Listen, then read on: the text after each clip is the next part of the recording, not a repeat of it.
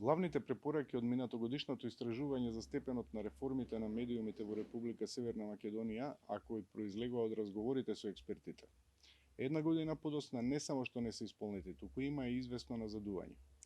Препораката за сеопфатна медиумска стратегија не е исполнета, ниту пак се размислува во таа насока од ниту една релевантна политичка партија во државата, било да е на власт, било во опозиција.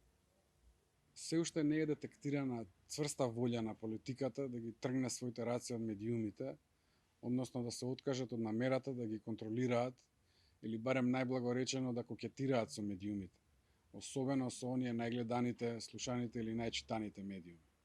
Влијанието врз медиумите сега се купува не од една, туку од сите поголеми политички партии.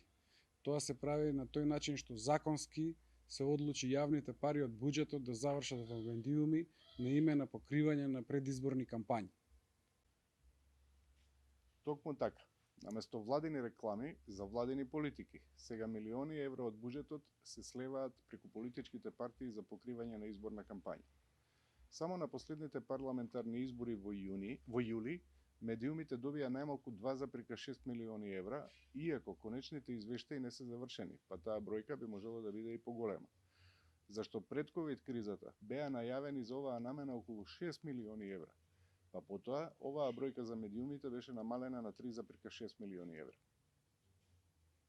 Се уште е проблем фактот што голем број од заканите и нападите врз новинарите остануваат нерасчистени.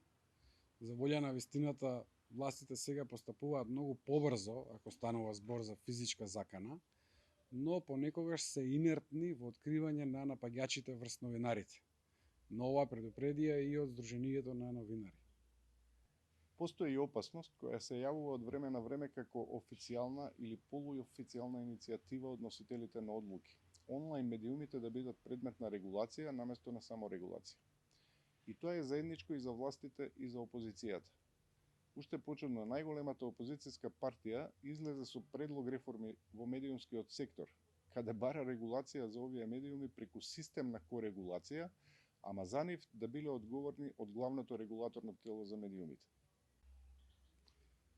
Јавниот сервис или националната телевизија се уште е нереформирана и со мала гледаност. Таа де факто не остварува својата вистинска улога, бидејќи власта не најде време и можност да се примени постоечкиот закон со кој се налага нов начин на избор на програмскиот совет на јавниот сервис. Финансиите, иако се законски решени, се уште се проблем.